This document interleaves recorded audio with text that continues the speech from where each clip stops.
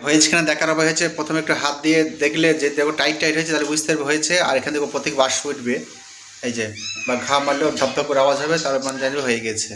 এই একটা ধুকি হয়ে গেল। আমরা এখন চলে এসেছি টেস্টি রান্নাঘরে। আমাদের টেস্টি রান্নাঘর, তোমরা এখন দেখছো টেস্টি রান্নাঘর চ্যানেল। এই চ্যানেলে তোমাদের সকলকে স্বাগত। আজ একটা ফাটাফাটি রেসিপি নিয়ে তোমাদের কাছে হাজির হয়েছে। এখন শীতের মরশুম চলছে, তো এই শীতের মরশুমে মেন পিঠে হচ্ছে ধুকি। ধুকি পিঠে বলে যেটা গ্রাম বাংলায় হয়, সেটা আজ তোমাদের মতো করে দেখাচ্ছে। প্রথমে দেখো আতপ চালের ময়দা, যেটা আলো চাল বলা হয়, আলো চাল, সেই আলো চালের যে আটা বলা হয়, সেই আটাটা আগে নুন দিয়ে জল দিয়ে সেটাকে মেখে নিয়ে এই চালনিতে এখন চেলে নেবে। তারপর চালনি চেলে নেওয়ার পর সেটা একটু বেশ আটা বা ময়দা থেকে একটু মোটা মোটা ধরনের দেখতে হবে, সেইটা দিয়ে ধুকি তৈরি করা হবে।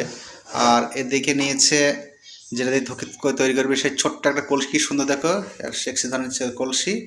এটা জল দিয়ে এখন গ্যাসে চাপিয়ে দিয়েছে।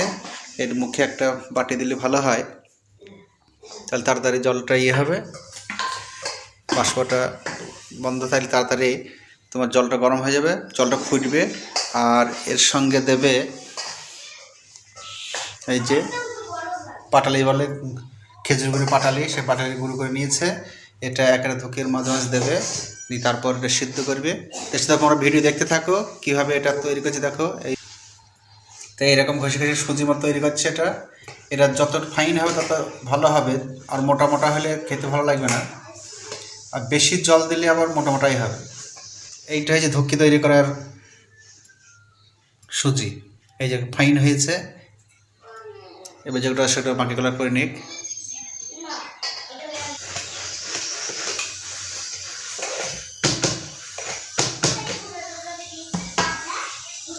এই যে দেখো সবটাই চালা হয়ে গেছে, এখন কি সুন্দর সুজি তৈরি হয়েছে। এই সুজিটাই হচ্ছে ধুকি তৈরি করার মেন চাবিকাঠি। এই যে দেখো জল ফুটতে লেগে গিয়েছে। এবার এই যে বাষ্পটা হচ্ছে, এই বাষ্পটাই ধুকি তৈরি হবে, মানে ওটাকে সিদ্ধ করে দেবে। এই যে বাটিটা দেখছো, এবার ছোট বাটি হলে দেখতে সুন্দর হবে এবং খেতেও ভালো লাগে, বেশি বড় হলে বেশি ভালো হয় না।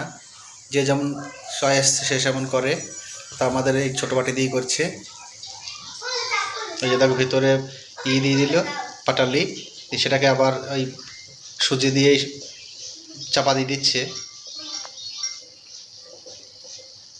এবার সুন্দর করে হাতে করে একটু ওখানে সাইজ করে দিল। আর ফ্রেশ ন্যাকড়া নিল, পরিষ্কার ন্যাকড়া, সেটাতে দিয়ে ওটা মুখটা মুড়িয়ে দিল। মুড়িয়ে দেওয়ার পর এটা ঘুরিয়ে এখানে চাপিয়ে দেবে, ব্যাস। এই যে চাপিয়ে দিল। এবং বাটিটা এমনভাবে নিতে হবে যেন, এমন বাটি নিতে হবে যেন এই যে কলসির মুখ, এই মুখে যেন সেঁটে যায়, মানে ভেতর যেন ঢুকে না যায়, ব্যাস। এই কি সুন্দর বসে গিয়েছে দেখো। এটাকে এবার চতুর্দিকে ন্যাকড়াটা এদিক ওদিক ঘুরিয়ে পুরো চাপা দিয়ে দেবে, যেন এখান থেকে বাষ্পটা বাইরে না যায়। এবং তলা থেকে যে বাষ্প উঠেছে, ওই বাষ্পটাই এই ধুকিটাকে এটাকে সিদ্ধ করে দেবে। সিদ্ধ করে দেওয়ার এইটা টাইট হয়ে যাবে। তোমরা ওয়েট করে একটুখানি, দেখবে ধুকি এক্ষুনি হয়ে যাবে। হয়েছে কিনা দেখার হবে হয়েছে প্রথমে একটু হাত দিয়ে দেখলে যে দেখো টাইট টাইট হয়েছে, তাহলে বুঝতে পারবে হয়েছে। আর এখান থেকে প্রত্যেক বাষ্প উঠবে এই যে, বা ঘা মারলেও ধপধপ করে আওয়াজ হবে, তার মানে জানবে হয়ে গেছে। এই একটা ধুকি হয়ে গেল। এই যে আমাদের কাস্টমার যারা খাবে সব রেডি হয়ে বসে আছে।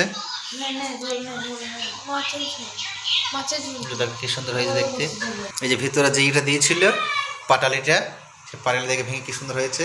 তার সঙ্গে এখানে আলাদা খেজুর গুড় নিয়েছে। এই এখানে এবার হাতে করে চিপটে গুড় দিয়ে খাবে এবং খেতে দারুণ লাগবে।